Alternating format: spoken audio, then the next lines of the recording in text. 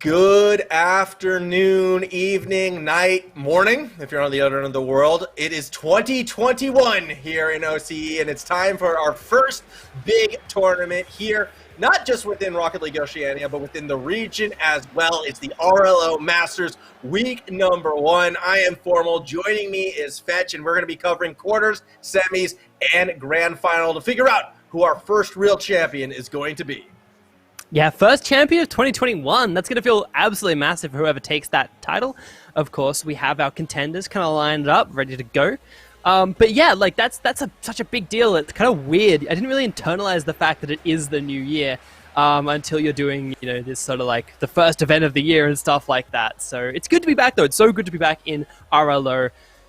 Doing the event, it feels really good. It feels really exciting. Yeah, I'm with you with that. I am pumped for this one, and I mean, don't worry, you're gonna feel it soon. I think. I don't know how your Christmas and New Year's holidays were. Mine, I spent a lot of time relaxing. It's the first time getting all shouty yelly again, and after casting for Mind Freak before, I'm feeling it in the throat. I'm starting to feel a little bit of that wear and tear, but we're still going to be good to go in just a few moments. Our opening match, as you can see down below us, it's going to be Renegades taking on Team Fenrir. And normally you would be coming into this thinking, all right, it's the Renegades, it's RLO, should be, pretty easy goings for them, but they didn't have the cleanest road, actually, in getting through. They went up against Team Process, went 5 games. It was pretty back and forth.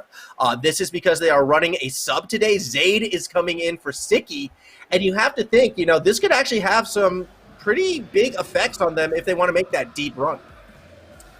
Yeah, that's it, right? Like, when you kind of think about Renegades, of course, you do think for them as these top dogs. I mean, if those of you who have been following through on our other broadcasts and things like that, of course, over on Max's channel as well, you will have seen that Renegades stumbled a little bit getting to this point so far. I mean, they haven't exactly been swept or, they haven't really even been beaten.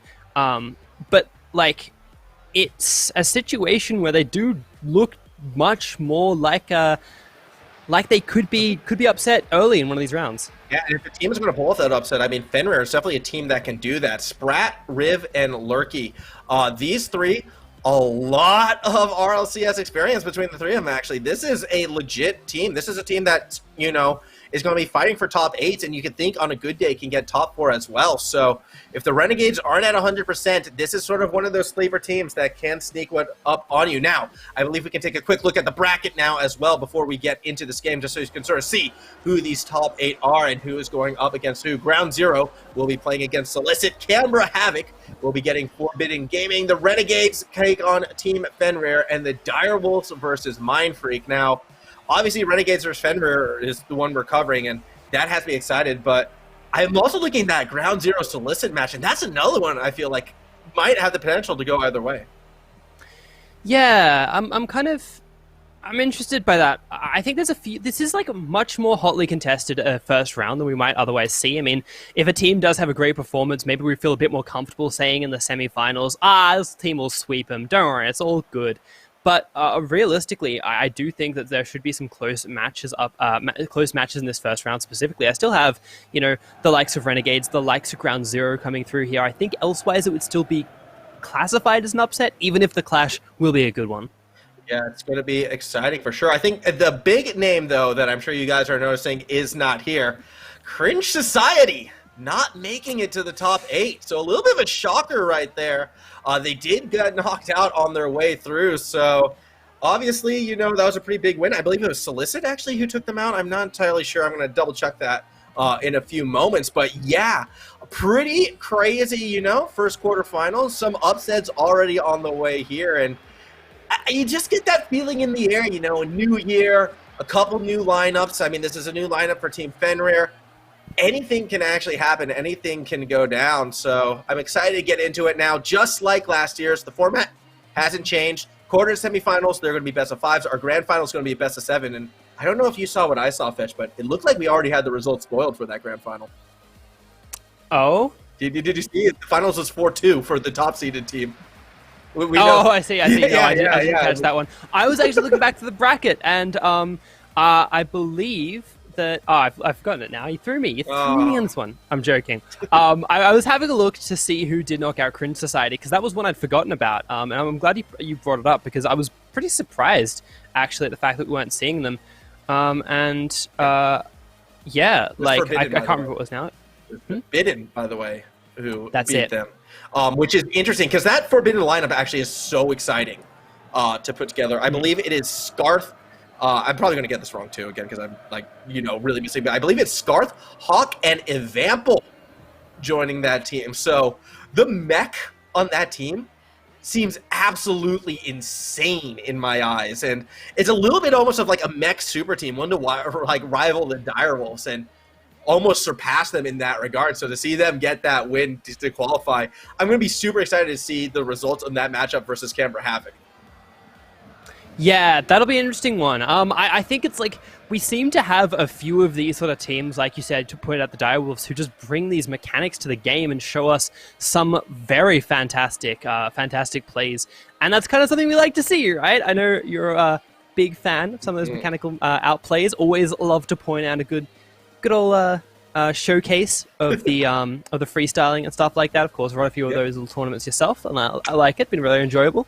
But I mean, they do still have to beat Canberra Havoc, right? Which is basically impossible because no one can beat Canberra Havoc, right? They're just too good. Like, I don't know if we'll get to really see them on stream. Hopefully we do. But it's a bit of an ask. So it will kind of be their first big test, I think, in this tournament in terms of like staying with it and really conquering a big kind of dominant team. You mentioned on your previous broadcast, the one you were kind of covering some of the qualifiers, I guess we call them, that Canberra Havoc's looking pretty good right now. It's looking like a bit on a bit of a tear. Already taken out a couple of teams here, knocked them down to the lower bracket. But if they do manage to come through, I would really enjoy seeing Forbidden Gaming taking on either Ground Zero or Solicit. Yeah, I mean, the top half of the bracket, I feel, is just... I want to say the top half of the bracket is so stacked, but realistically, like, this top 8 is pretty stacked, especially when you consider some of the performances that we saw from the teams. To be quite honest, I still feel like Ground Zero probably the heavy-handed favorites in this event right now. They're still going to be that team to watch out for, but Solicit's kind of one of those squads that they can get your upsets every now and then. Like, they're definitely no slouches. We hopefully should be getting into the match soon, by the way. Thank you for sticking with us thus far. I believe it's still just being set up right now, so we will be kicking off. On that note, though, I mean, I do see you guys in that Twitch chat, so I'm curious who you guys think is going to be winding up to taking this one. I think I want to hear it. I'm imagining a lot of you think either Ground Zero or Renegades. I know they're the two popular teams. I kind of fell for that trap as well. But if you think someone's going to be pulling off that upset, I'm kind of curious who you think that's going to be.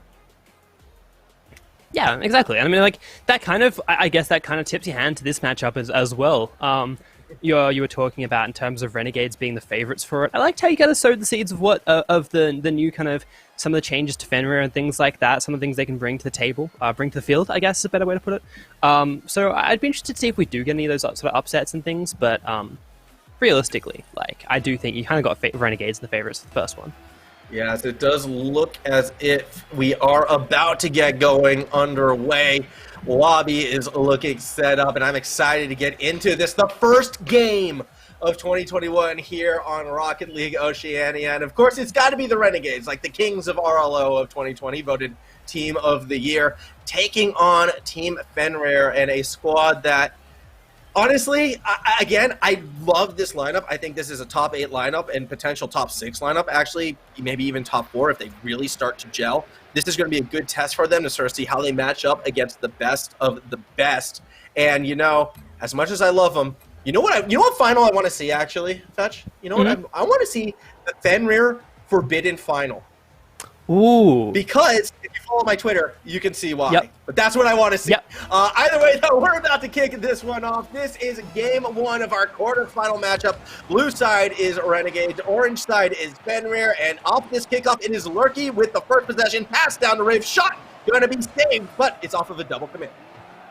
It is a bit of a collision there coming in on the goals, which is kind of the perfectly mess up of a double commit, I guess you'd call it. But at the moment, the pressure is still on from the side of Fenrir. They're definitely not letting that big name get the better of them there. It does take a couple of players to get this clearance out here as Sprat's just going to kind of run into the corner. Seeker with a big setup, and Kami almost puts it through, but Sprat just flicks it out wide. And I think this is going to be a very telling and a very fast-paced game as well.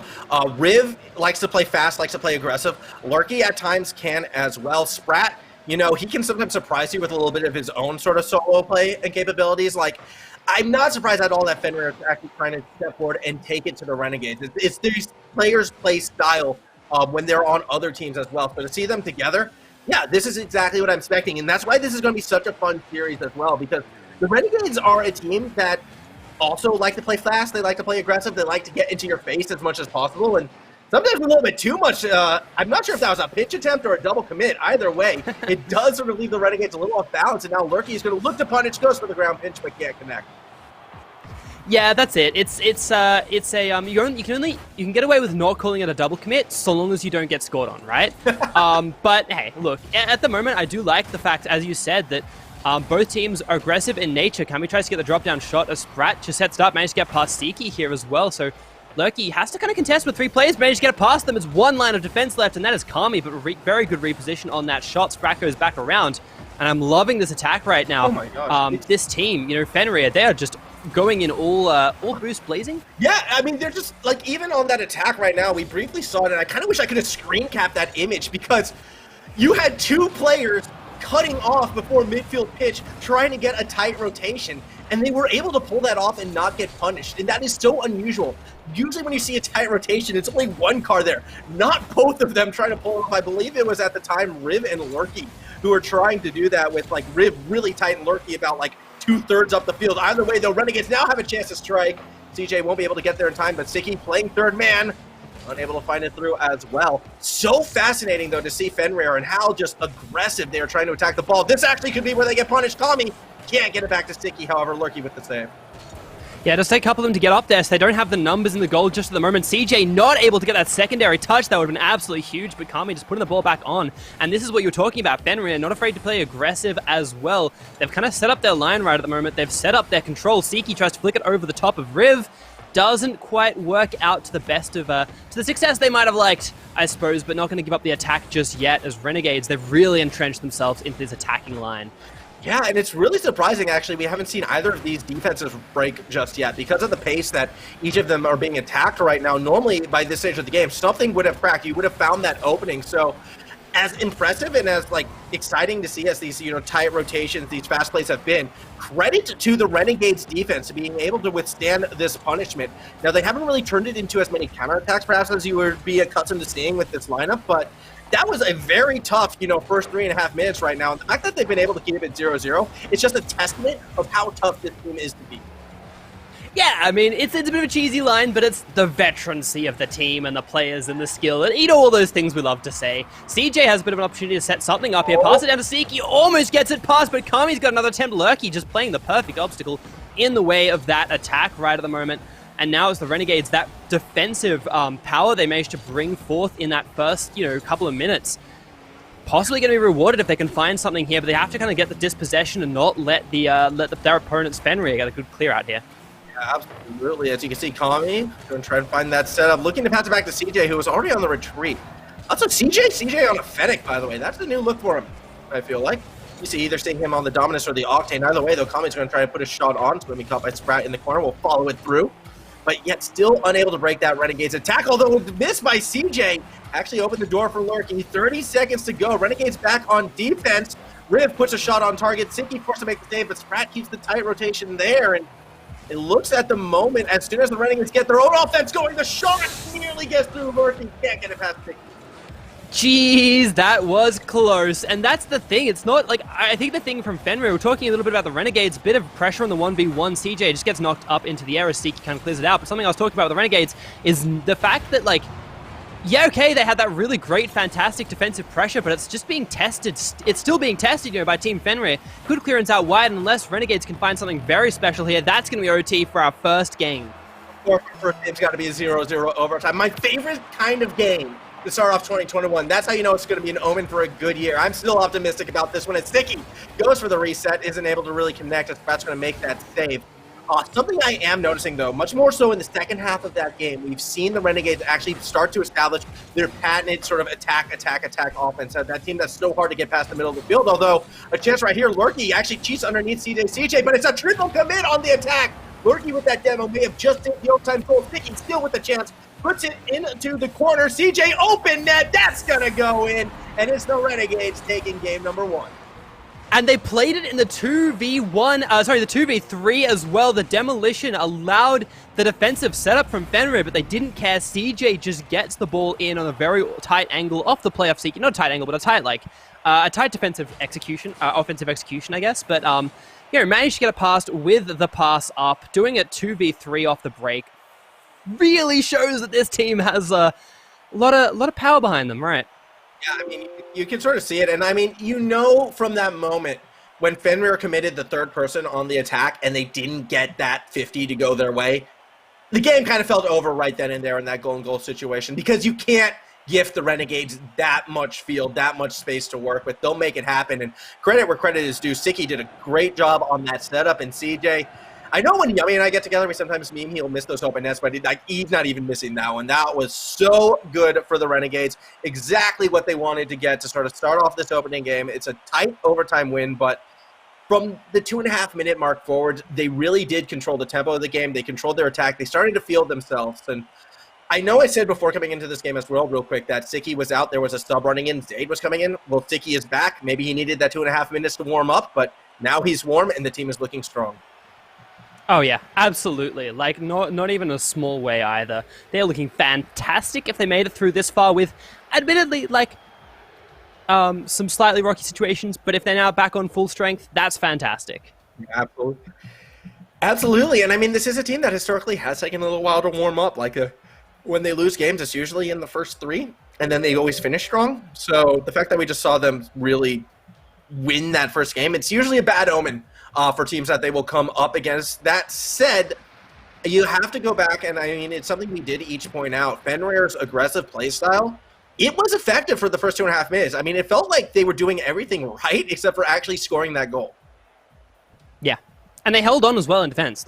I know that it was the big effort was kind of that Renegades hold against the incredible aggression coming out for that, like you say, that first 2.5 minutes, the first half of the game. But I feel like we got to give some credit to Fenrir for being able to hold off the Renegades attack up until the overtime, which you kind of identified that was, was kind of that snowball from the missed 50-50, which I'd like to go back and rewatch that one because I think I missed that particular play. Yeah. But I think you're spot on with that because you could see the moment where the momentum shifted.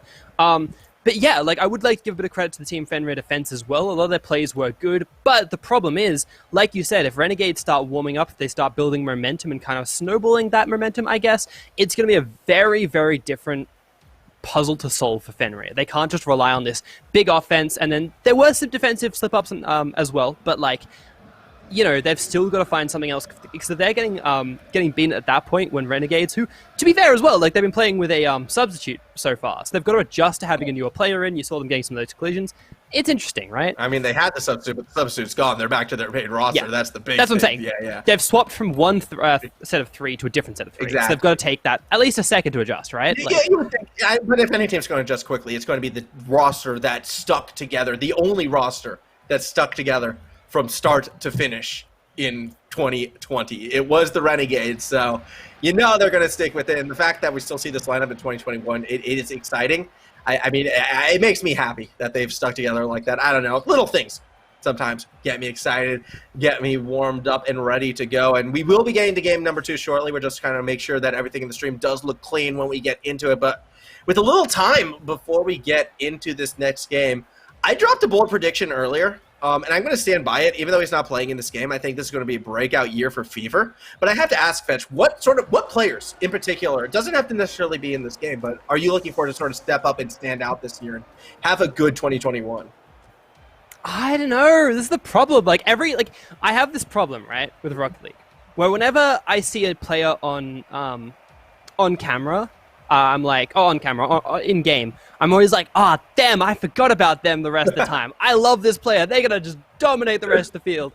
And then 2 games later, I'm like, doing the same thing for a completely different player, and I'm like, I forgot about them, didn't I? So I'm way too finicky to actually feel comfortable making those kind of statements. Because, I remember, when there was discussion about who was going to be the player of 2020 and who was the rising star, rookies, all this sort of thing, MVP, it was a nightmare because I had a list of players who I loved half of them, and I'm like, how do I do this?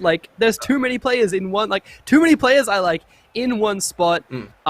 I don't know. Outside of that, I feel like I'm going to give generic answers and stuff. Stuff like, obviously, my like knowledge in Rocket League is coming up through the university scene, so it's like a lot of the university players are going to be the ones who have my backing. But just say Ben then. Just drop Caveman Ben and be done with it. Or yeah, Riv. that's true. That's true. That's a bit of an easy one though. I was thinking, yeah, I was actually thinking someone like Riv. Actually, I quite like. I've been a big fan, but I don't know, Riv's done some good stuff around the place. But it sounds like we're about back in game. Already. And again, I don't want to say that because Riv's on screen. No, no, you said it. I'm quoting you. I'm holding you to it. No, this is good. This is good. I'm glad you're doing that. This is where Riv's 2021 campaign starts off right now when he picks up Team Fenrir, puts it on his back, and single-handedly beats the Renegades, right? Maybe not the start he wanted to. He's going to let Sticky get that first goal just to make it more dramatic when Riv goes back and carries the team through. That was a disaster for Fenrir. That was a big disaster. They were like... Yeah, they were trying to figure out who their MVP was of 2021 preemptively, and they got a bit caught off. I reckon that's got to be it. But yeah, like this is the thing. It's a dramatic comeback. Just wait for it. Look, he's setting it up. Riv's gonna pass. Riv's gonna take the pass. All right, never mind. Riv's gonna take the inception. You know what? Let's just commentate the game normally. I reckon that might be the answer. Last thing I want to point out though, real quick about Riv. I know it wasn't an official RLO award like nominee area, but the best player related chant 100% had to have been Riv.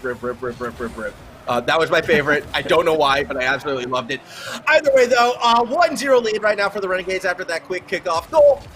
Exact same scoreline as the last game, but instead of taking, over 5 minutes to find it, they find it in those opening seconds, and now we get to watch the Renegades with the lead. Yeah, they're going to feel so, like, this is such a dangerous zone for the Renegades to be in because they get to open up this offensive pressure. They get to really lock down the attacking half of the field and not feel as stressed by that one. Surely that's not going to go in almost off the double there. Cammy managed to find a flick back forward, but they might have actually left themselves a bit of an opening here as the ball's going forward. Sprat doesn't get the connection there. That was a guaranteed goal, surely. Here is Riv. Here is the superstar of this series, surely.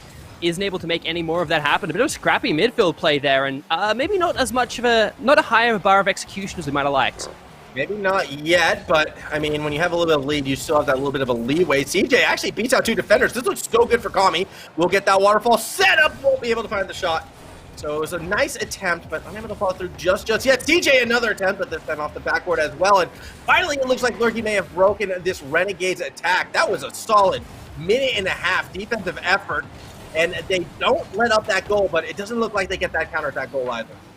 I was really impressed with Lurky here. As much as many jokes we made, Lurky actually showing up really well there, being in the way of a fair few of those defensive plays, putting up offensive plays pressure, even when they weren't able to finally break that break that attack just yet.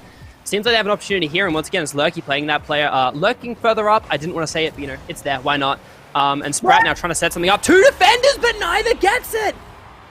Oh my god, Sprat! I saw that one coming, uncontested, straight down the middle. It was going to be a missile of a shot, and he had the cadence to put that wherever he wanted. He took it up high, even had a defender touched it from the positions where they were. That ball was going in. Absolute missile from Sprat, and now Riv off the kickoff. Had a chance for the double, but can't quite finish it off. That's it. A good attempt up from Lurky as well. This just kind of like, it feels like it's just added to that fire underneath the side of Fenrir right there. Didn't see CJ for a second. I was a little bit worried about that one. Coming going to go for a clear. But it really feels like it's absolutely fueled them. Just going in aggressive for these plays. Riv gets demoed, so it's going to be up to Lurky to try and clear this one out. It's going to take a 1v1 against CJ. But CJ, that's not the direction you want to go just yet. Doesn't have any players to pass to. So the shot's up on Riv. Just going to get the drop down on it. Actually, maybe carries it across. Double commit, but it does get out of the goal line, at least for now. Yeah, but it's going to be a brief period of reprieve, at least until CJ finds the pass to Kami, who tries to jump it down back to CJ, but with no corner boost available, it kind of leads to an awkward attack, but awkward defense as well, as Riv is sort of backflipping around. I think both teams kind of caught off guard by the sudden slower pace in that setup. It does wind up a bit more beneficial for Fenrir as they are now once again on that attacking half. And Lurky's going to find the goal after that pass across the middle. These two teams are just so similar, it feels like. Yeah, but that's so cool, right?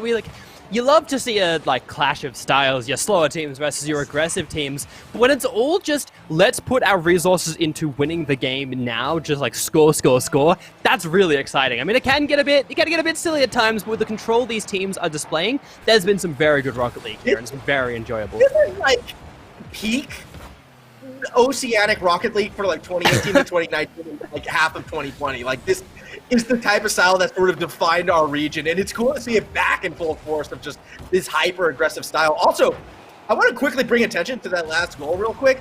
Riv's setup, I'm pretty sure he got like a triple touch off the wall in order to pass it back to Lurky. That was actually insane. So definitely good to see Fenrir firing on all cylinders, although defensively they might not look as clean and see that nice little bump to the butt of Sprat, but Sticky will get the save.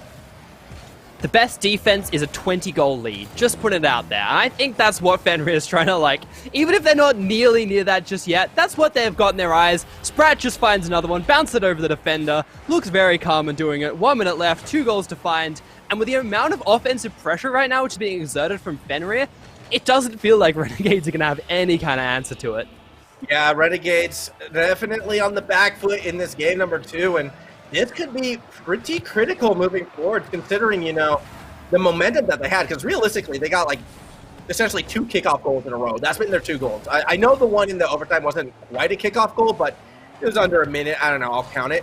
Then you had that opening kickoff goal realistically in the second game. But for these long extended plays, they actually haven't been as consistent as Fenrir. As Rivs going for the dribble, gets the bump, get in there, not quite. Sticky will still find the save. But they're still on the offense, right? They're still on the attack. They're like, okay, we could sit back, we could play like, you know, defense, we could play possession, we could do whatever we want, but no, goals. Goals are all we care about. 20 seconds left. Pretty sure they've clinched this game too. We're going to be going to a 1-1 game score at the moment, but they're still on the attack. They still want more goals. They got to pad those stats. 10 seconds left. They might just find another one, especially with that attempt from Riv just throwing himself at the wall. But I think that might be it for this game. Finally, eventually. Yeah, it is going to be a game 2 victory going over to Fenrir, and I mean, this has just been a fun series to watch. If I'm going to describe what we've seen so far, I think I normally hate using fun as a display word because everything's fun, woo. But I don't know, just seeing the fast pace of these teams, we're seeing, you know, moments of mechanical skill, and Riv been able to pull off that dribble into the bump to score that. Like that would have been the goal of the game thus far. Instead, I still think it kind of goes to Riv with that setup that he had before. Renegades, their speed is there, their aggression is there, and we've seen them establish a couple, you know, long-standing attacks where they're able to pelt that goal for a minute, 2 minutes at a time. But Fenrir has just been a bit more consistent on defense, and as a result, they're up 3-1. They take game number 2, and going into game 3, this one actually does feel like it can go either way. Yeah, that's absolutely it. I really am interested to see how they go. I mean, it's things like, you know, maybe Renegades need to bring back that defensive kind of structure they had in the first half of that first game when maybe they were feeling a little bit less confident. Like, or they were kind of coming into it with a new game and trying to treat the series as a new series rather than being like, hey guys, we got a lead. But, you know, like, there's a lot of things you can talk about in terms of improving. I just want to see more fast-paced, action, aggressive Rocket League, because Renegades had barely any forward percentage after the first, like, 2 minutes of that game, right? Like, they had very little in there. It felt like it was the Fenrir show, and I guess upsets always kind of like, you know, or the prospect of upsets do kind of excite you at times, but you've got to remember at the end of the day, this is still the Renegades. This is still that same lineup that dominated 2020, and yeah, you got one over them. That's great. The question is, can you do it 2 more times? And I'm going to want to see that consistency from Fenrir. Can they keep this forward momentum moving? Or will the Renegades be able to take it back? Because at any given moment, the Renegades can get 1, 2, 3 goals on you. And then all of a sudden, you just feel so defeated. You are out. You can never sleep on the Renegades, despite how game 2 may have looked. So we are going to kick off game number 3 right now. I'm still waiting for Sticky, I feel like, to have his big pop-off goal, his big superstar play. Keep your eyes on this one. I think it's time for Sticky to shine. All right, I'd believe it. I mean, we saw in those defensive stats, Riff with a demolish from above. Actually, a flick over the top, Sticky, you're going to have to try and get to that one. Actually, it's Kami who's just hovering above the goals to be able to keep that one out. But Sticky's defensive stats looked great last game. Like, I mean, we got a chance to look at those in the break, and they were fantastic. I think 4 saves in there. As well as like a few shots as well. But yeah, definitely Sticky playing well. Just has to find those openings on the goal, pulling the defense around quite nicely at the moment, but they haven't managed to find that killer shot. Yeah, they haven't been able to find it just yet, and now it looks like Fenrir will have a turn on the attack after surviving about 30 seconds of Renegades fun. And oh, Sticky and CJ bumping into each other. Sticky does have the boost to recover, but Riv is already there. Pass up to Sprat, puts it in front of the box. Riv gets the angle and takes it right over the top, and that's going to be a 1-0 lead for Fenrir. you could like feel what was happening. You can like almost feel the sort of indecision there when the two cars were next to each other. It was that classic moment of like, do you want to go? Do I want to go? And it took them so long to sort that out that they just couldn't recover the defense. It's so unfortunate. But if last game was anything to go off, that first opening goal off like a bit of miscommunication is nothing to decide it, but a double commit might be. Riv just finds the bouncer off the corner. Two defenders go up, neither find the touch. And so Lurky just puts the ball, like a really good touch. Lurky just finds the drop. Riv is there to pick it up off the sidebar. That's a much more definitive goal. That's an interesting one to me because I wonder if Kami recognized he wasn't going to make it to the ball in time and actually called CJ in. Like, yeah, that was a double commit. Yeah, it looks bad. But it did look to me like initially CJ was actually holding back a bit, and then either he saw Kami wasn't going to make it or Kami called him off, and that's when he decided to press forward. So you get sort of a weird look at that defensive effort. Either way, though, Riv in the right place at the right time turns it into a goal, and that was a fantastic positioning and picking the right moment. I think that's going to be something that's going to be critical for Fenrir moving forward. Are they going to be able to consistently pick those correct moments? Against the Renegades right now, they're doing that, and this is leaving me super impressed. Again, this is sort of a newer lineup together. I'm going to be excited to see where this team goes. Sprat and Riv do have a history of playing with each other, and you can see some of that synergy in some instances. As Lurky now has a chance, but does get bumped off the ball by CJ. Riv will go defensively. Yeah, back to my previous point, though, 100%, can Fenrir keep this level of consistency? Because if they can, this team is a real threat. Oh, absolutely. Like, so much so. And I think that's kind of the thing, right? Like, it's easy when you play with a new player to be like, hey, yeah, we're buddies, and it's cool, right? Like, we're playing together, we're having a good time, we're doing well, we're winning games. But, you know, the grind of practice can wear down anyone. So I do want to see how they advance, how they go, if they can keep this kind of deal up. It looks like they've given way more chances for Renegades. That was a big whiff, but it's okay, because Kami is there to put it through. Yeah, good positioning and good placement by Kami right there to put it through. I thought CJ had this one. I think everyone thought CJ had that one, but that's why Kami is there. Able to just be the rock of the team, slam that one through. 2-1 now, the lead. No longer that 2-goal cushion, and this is what I mean about the Renegades. If Sticky makes contact there, that could have been a goal. Kami instead's going to try to flick it, but CJ instead will take it to the corner. I mean, that's not a terrible position to be in, especially if you can get across like that. But you're right, a couple of unfortunate mistakes there. Sprat getting past the defenders, but not in the maybe ideal situation for the team to pick that one up, as it's going to be CJ who clears it out from up high. But yeah, like Renegades, definitely looking a lot better here. They've had some really clever positional plays and some really tricky movement around the fielders. Sprat going for another one, but again, it's just going to fall straight into the hands of the Renegades. Oh, maybe. Oh, that was Riv coming in like a hate-seeking missile. Unfortunately, doesn't really make contact with the ball. Does take out Kami. Waterfall set up, and CJ is underneath, able to clear it out to the corner. Riv there waiting, and every time it looks like the Renegades are going to find that clear way through. Usually there's a defender there. Of course, as soon as I see it, Sicky does find that gap along the corridor, gets it to that back wall, and now the Renegades perhaps can have a chance to establish their own attacking pressure. Yeah, that's it. And they've had some good moments in there, but again, not found a really seriously good setup and not really been able to find... Well, that was a decent gentle touch there, but again, it's that same kind of point you were talking about with the defenders in the midfield. This situation is much closer to the goal, and, you know, you have much less room for error, but to be fair, the Fenrir are still managing it. Yeah, we do see Siki right now in the corner getting challenged by Lurky, forced to go up to the ball, but Sprat's already there. If you are at all hesitant on defense against this Fenrir team, guess what? There's going to be an orange or red car already in your face. It's a very high-risk play because you find breakaways, you get goals. Sticky proving that point, tying the series up. That's it. You talked about, in the last game, about the fact they have such a similar style. The execution of defense is so tight, and neither of these teams being hyper defensively minded makes it for a very interesting kind of attacking position, because if you don't execute perfectly on those attacks, there is a possible goal in the punish already there, and Renegades really starting to feel a lot better. I think there was 2 goals back-to-back in this situation, even though there was a bit of a gap between them, if I'm not much mistaken. But that is only equalizing the game so far, right? Riv passed it back to Lurky, who wasn't quite in the position for that one, so CJ is going to pick it up in a disruption on the attack here. Less characteristic from what we've seen from Fenrir, but I mean, you know, they will still have to try and make a defense against Renegades once again. You see a shot from Kami. It's going to be a little bit high. Lurky able to read the play for now.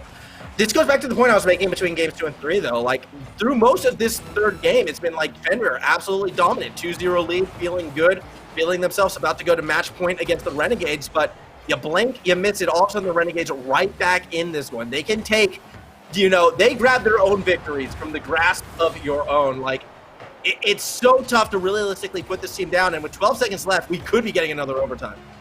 Yeah, that's it. And I mean, 100% of the overtime so far have gone to Renegades. Ha ha ha. But that's the thing. Like, to actually kind of give that point, I guess, some merit as Siki and Lurky kind of fight over this one.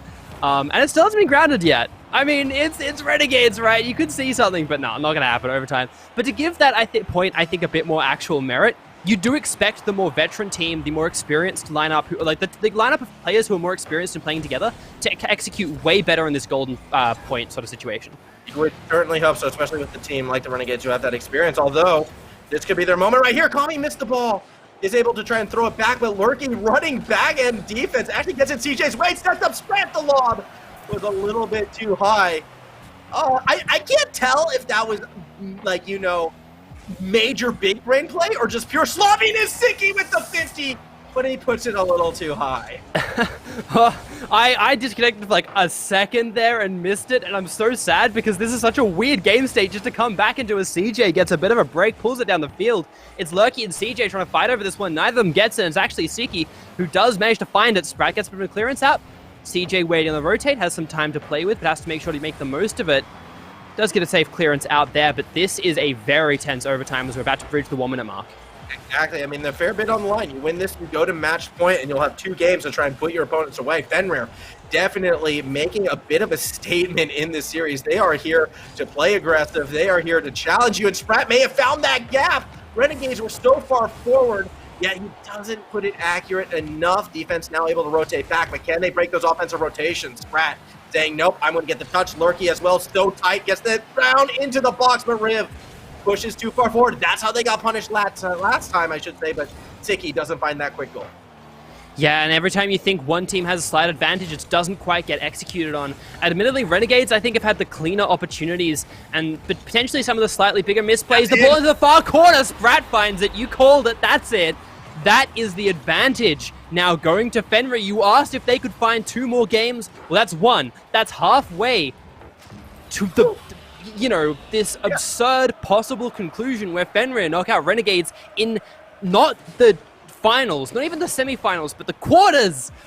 Yeah, I mean, this is kind of crazy. And I mean, yeah, I did call that one just because you can tell with the way how Fenrir is playing right now. They really realistically had that momentum, and I do slightly disagree with you. I think the Renegades on their attempts had been cleaner, but Fenrir had been forcing more opportunities throughout that game. I mean, when you look at the shot count right now, they're actually dead even. It kind of shows how real back and forth that was.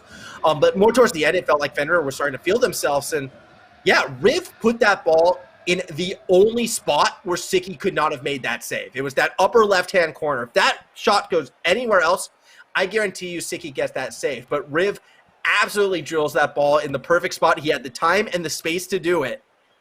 Team Fenrir right now, I mean, they are 1 game away from pulling off a major upset in our first game of 2021. Oh, yes. It would be so good to see as well. I mean, giving the Renegades something to fight for as well, if they do lose this, right? If we end up in that wild situation where the Renegades do drop this series, they are going to be so intense in the next few weeks of play. It will be like a whole new unleashed beast. You do not want to go up against the Renegades in an RLCSX. You will want to avoid this team in RLCSX if they wind up dropping this series. I can almost guarantee you that. But, I mean, we saw the stats right there before. I think the most interesting stat to me was that shot differential. It's so rare to see the Renegades behind on shots, but Fenrir had an extra 6 shots on them. Now they have an extra game on them as well. So going into our game number 4, Fenrir can somehow find that way to take this one. They get the upset, and they advance. Yeah, geez. That is big, right? But you said it before. Renegades back against the wall. Still a very, very scary team. They never accept defeat, and they have the execution as well to make sure that they can make these big comebacks. And that's the thing. It's still going to be an upset, even if, right now, looking at this game state, I don't think that it's going to be. I don't feel confident that Fenrir are going to win it. I mean, they're good enough to. but there's always that Renegade factor, right? So Who knows? Yeah, exactly. But there was something on that defensive effort, actually, that makes me think they might do it, yet there's still the Kami factor, and the Kami factor right now is a little bit more than that defensive factor. CJ gets the setup before getting yeeted to oblivion. Kami puts it through over the top, and that's a 1-0 Renegades lead. That's it. And yeah, right? Like, Renegades go up early. I mean, to be fair, I don't know what we make of that at this point, given the fact that we have been seeing big scores coming out elsewise as the games progress.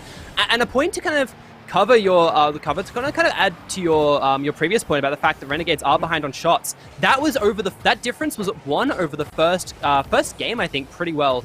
First 2 games pretty well, yeah. Like, definitively.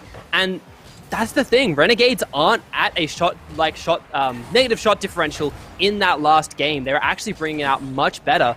And that's the thing. If they are waking up, if the sleeping giants are starting to stir, this is where it happens.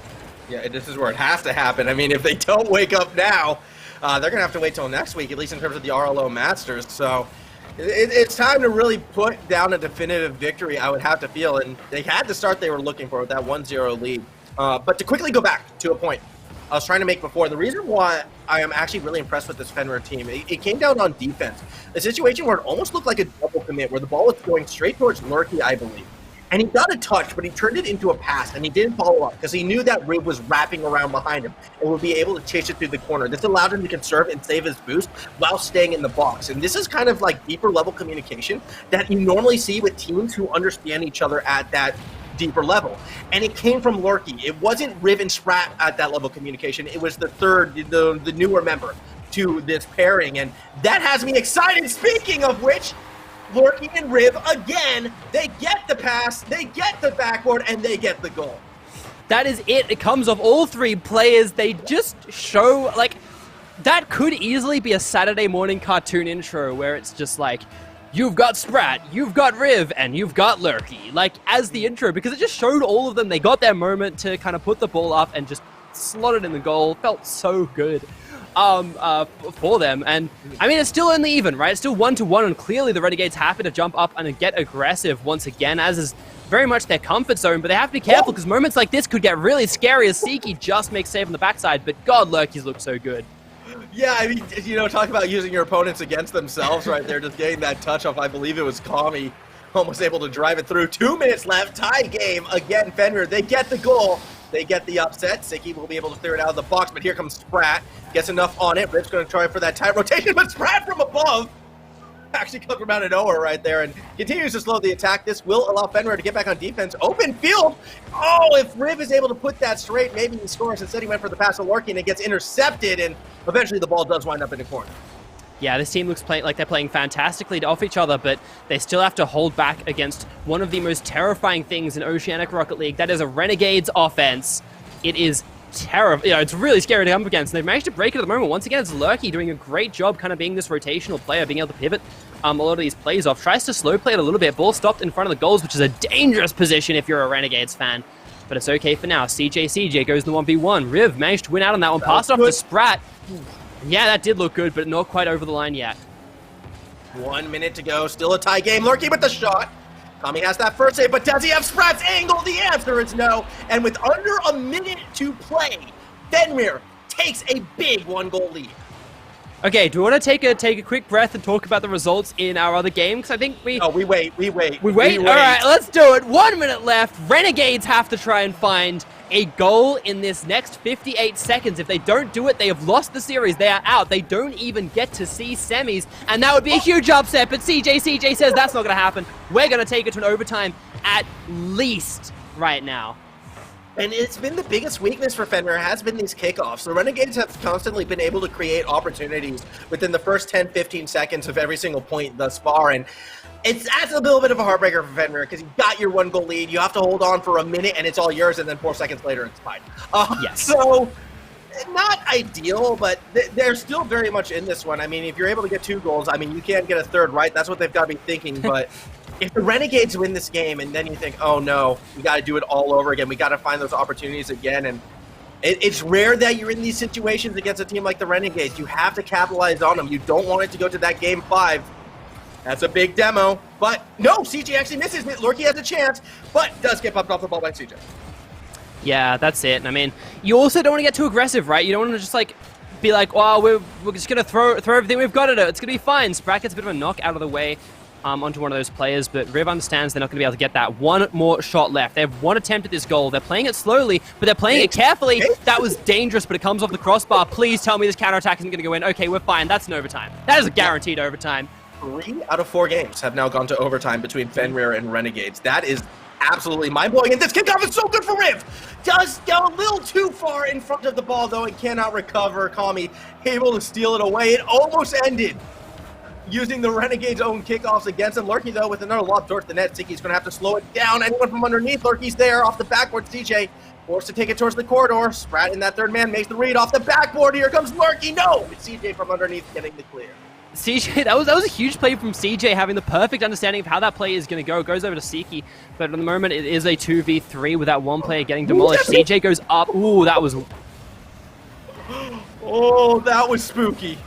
That was spooky. Actually, this is still spooky. A couple of misses right there. The pace does get slowed down.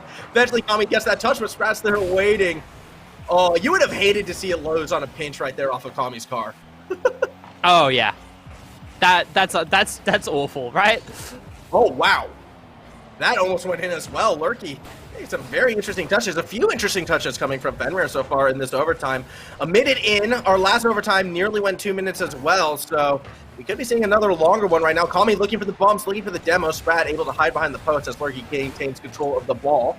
We'll be able to chase it up, pass down to the middle. Sprat's from underneath. Sticky actually swings and misses, and that causes Sprat to miss. Riv as a third member pushes so far forward. Look how open this net is. Kami will throw it to Sticky, who will take the shot, and the Renegades will take us to game number 5.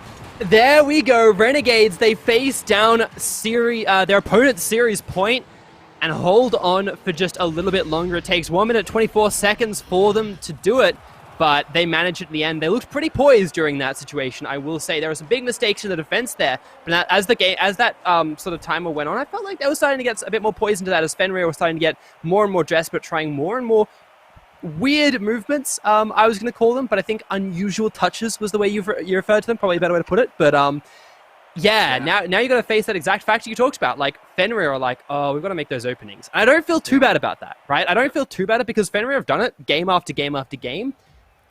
But it is like you had the match point, right? You had the series point, sorry. You just couldn't capitalize on it. That's got to hurt mental. Yeah. Is going to, but something I find interesting about that overtime in particular was it ended in a very similar fashion to the first game overtime, where we saw the Renegades kind of take advantage of a situation where Fenrir pushes 3 players forward, and then they just have the entire field to work with, and they turn it into a goal. That's happened twice now to Fenrir in overtimes, and I know this team wants to come in, be aggressive, just attack. It's come back to bite them twice now, but at that same token, you can also argue that it's put them in this position to be with. So sort of like live by the sword, die by the sword situation. And this series, it's such a nail biter right now. Can you imagine what would happen if Fenrir takes out the Renegades? Because guess what? Solicit beat Ground Zero, and that would be the 2 favorites gone. Yeah, that would be huge right now. I mean, I'm sure the players don't know the results. But, you wouldn't be focusing on that right now if you are Renegades. You've got to win this series. But, like, if that's going to motivate you, right? Like, one of the legends has to make it through. Come on. Surely. One of them. I think the other approach, I think this is, 2021. Let's start things off with a new blood. Let's get a new team out there. Cringe Society out in groups. Renegades and Ground Zero out in quarterfinals. That would be such a shakeup yet, It's RLO, and it's the Renegades, and it's Kami. So that's going to be a 1-0 lead for RNG. Yeah, that's it at the moment, but a 1-0 lead. They've been in this situation, I think, like, at least 3 of the 5 games so far, if not all of them. And, like, that just feels like how it kind of goes. I mean, admittedly, it took them a bit over a minute to find that one, so it's a bit longer than we've seen elsewise. But, I mean, Riv's just answering it, just straight away, right? Just carries it through. That's an interesting goal, actually, because this is the first time I feel like Fenrir has been able to find a goal in, like, the first 15 seconds off of the kickoff. Like, this is their first proper kickoff goal. They've had a couple near attempts, actually. Riv, in particular, has been the one with a couple near attempts before that one. Yet, Fenrir do get that tie game once again. This is game 5. We are tied, and it can go either way. Lurky off the kickoff had a chance as well. Gets the second touch. It's off the post, and it does eventually slip in. 2-1 lead for Fenrir. I like this little jink there from Lurky. Just goes, like, Jinx left twice. Oh, Jinx left. But, like, Jukes left twice on that play, and the defenders were kind of like, oh no, we're in trouble here. But I don't think anyone expected that to be the shot which goes in, right? Yeah, no. I thought it was about to bounce out for a brief moment, but it did somehow sneak its way back in there, and Renegades just gave up 2 kickoff goals. How did they respond? Well, they nearly get one right back. Riv this time, though, back for that save. That's going to be a little bit frustrating for the Renegades, and now Fenrir, once again, in a position where they have a lead in a match point. A little longer than a minute to hold on, but the question is, will they be able to do it? Yeah, that's it. I like the strategy of just getting rid of Lurky early on into the game. They are maybe possibly going to concede this attack right here as Lurky, again, coming back into this game with a bit of a vengeance here, is able to pick up this play once again. It's just all over the ball right at the moment. It's very impressive as Riv tries to pass it off to to Sprat, but is intercepted by CJ. And once again, if Renegades get this attack back set up, we know how dangerous they can be. They're holding on to it for now, but they don't have the aggressive positioning they might have liked. Perhaps not. Dicky will have control of the ball, though, in the corner, and a bit of boost, a bit of space to do with it as he will. Tries to throw it to Kami, but a nice challenge coming from the Fenrir side. Means they turn it into attack. If Lurky can get above this one, it's off the backboard. Sprat is there. That's going to go in. And now with a 2-goal lead, Fenrir, they might be starting to believe. I'm sure they're believing, but it's a question of whether or not, because they've been in 2-goal leads before, and we still have more than half the game to play out, right? So I'm not counting Renegades out yet, but it looks really good for Fenrir right now. Don't get complacent. That's what's cost you in the past in this series. But yeah, absolutely. They should be feeling themselves. They should be feeling great about this as CJ forced to go out quite wide to defend that one. And this time it's just Sprat going for it. Like the rest of the entire game is on the other side of the field, but Sprat's still going for the goals. I like it. Yeah, absolutely. And CJ is going to put one up. Sprat falling back, plays it through the corner, tries to connect to someone, but instead finds Sticky. CJ to Sticky. Nah, can quite drop it just where he wants to. So now Sticky will have a chance to pass it forward. Kami with the touch. And CJ did get demoed. Kami goes for the double. Doesn't connect, but Sticky is there. And the Renegades are back within 1. And that was just a really good position by the Renegades, right? They're good at the attack. We know it. Kami goes for a double, kind of causes Sprat to have really no good options. You go up high for that one, you don't trust your defender, that's a problem. You try and contest, against the player right in front of you, there's a potential for the double touch to go on. It's just a very difficult situation to be in. At least maybe throwing yourself at something was good, like just throwing yourself at one option might have been better, but like nothing super ideal. Flip reset, attempted it there. I'm wondering if these guys are getting a little bit too cocky. No, I think that was just a situation where you're just trying to find anything to sort of break this one open. That's not a style thing. That is I am trying to juke you out. I am trying to beat you type situation. It's gotten to that level between these two teams. It's Fenrir wins a nice 50, gets the ball to that corner. CJ is there, is going to try to push it forward. Caught by Kami, pinch off the roof. That might have gone in had Sprat not been there. Still, the attack will continue. CJ from the corner, back over to Lurky, and Sticky will shut it down. The Renegades, they've got 90 seconds to find a goal to stay alive. But they have to break this attack first of all. Riv just finds it out of the corner. There was just no one there to answer it right at the moment. We saw Siki get beaten out in the contest. CJ too slow to the play. It leaves it all on Kami, and who is just not able to get there fast enough and had to contest as well. Sprat diving in. So caught a bit all over the place for the Renegades there. I mean, I don't know how... Oh, this goes in, that's game. Riv nearly beats Kami to secure that one. Instead, now Kami actually might be able to go that other way. The 2-goal lead is the most dangerous as Kami tries to get some power with a musty through the corner. Isn't able to connect on it. Still the setup there for CJ. Won't be able to wrap around it. A minute 10 left to play. The Renegades needing 2 goals. Oh, it's time to clutch up. CJ will take us back within 1. I don't know what to say about this anymore, Formal. It's just so back and forth. It's like they're having, like, kind of giving each other shots. It's like, have you ever seen Japanese wrestling? I'm sorry, Wrestle Kingdom happens, still in my head. They'll just stand there and be like, hit me once, I'll hit you hit me, I'll hit you, first person to go down loses. It feels like it's a bit like that. Obviously, they haven't actually hand-shook to that, but, like, if they had, I wouldn't be surprised, right? It feels a bit like that, going back to the freestyle comps, actually. You take a turn, then I take a turn. Let's see what you can do. And 48 seconds to go, the Renegades. Time to get that equalizer. If you still want to be that top team, let's see it. Siki goes for the dribble down the middle, but Riv will be able to cut it off. I mean, if you're Fenrir too, now is not the time to get over aggressive as well. It's time to actually stay back and focus on that more defensive effort. Yeah, I agree with you. I mean, I don't know how, like, we've seen their defense is very strong, but, I mean, locking into the attack without overextending is also something they've been quite good at, and there's something to be said about that. So long as Riv doesn't lose that against Kami, is able to kind of keep it alive for a little bit longer, gets a good interception, and any time you buy here, so long as you don't get way out of position, it's got to be advantageous. 8 seconds left, Siki goes up, is the play on? No, it's down low. He goes for the ground pinch. Actually gets put in an awkward spot. Ball is going to be taken to the corner, but Kami's there from underneath. He doesn't get a touch on the ball. And Team Fenrir pulls off our first upset of the year. It's in the first game of the year. Does not matter. They advance to the semifinals. That's even bigger, though. First game of the year is an upset, taking out Renegades in quarters. What is going on here? Cringe Society out in groups. Ground Zero loses to Solicit, and the Renegades drop to Fenrir. The big three are all out right now, and if I'm not mistaken, I know it might not count for too much, but Mind Freak actually out as well. Granted, they did have a sub today, but they dropped to the Direwolves, and honestly, we're in a situation where we're going to be looking at, like, the Direwolves right now, the new favorites to take this tournament. I mean, the Renegades have always been their Achilles heel. Hey, this could be their best chance yet. Yep, I'd believe it, right? And that's something where we really want to see if they can actually pull through this one, or if now the fact that the rest of the competition is stepping up as much as they have been, if that's going to be too much for them to manage. But oh my god, I was just so impressed with Team Fenrir there. Like, there were holes, right? Don't get me wrong, there were holes, but I liked so much of what I was seeing. Really loved Loki stepping up. Of course, Riv's the best player on the field in any game they're in, but, like, you know, that's sorry, I'm carrying that bit on. That's just going to be it for now. You've cursed me with this. But, like, I did really love their performance. Yeah, I loved it as well. And again, like I just said, you know, Direwolves could be the favorites moving forward. But here's the one thing I'm worried about for the Direwolves. Fenrir played like the Renegades. Like, they matched the style almost point for point. And if the Renegades are constantly the Direwolves' Achilles heel, maybe this next matchup isn't as, you know, free or gimme as they thought. I mean, it's the team that just beat the Renegades, so you've always got to be cautious. Meanwhile, on that other side of the bracket as well, Solicit's going to be taking on Forbidden Gaming. Forbidden beat Camera Havoc 3-1. Solicit beat Ground Zero 3-2, as, you know, we announced before. So crazy semifinals up ahead. Stick with us. We'll be back in just a few moments.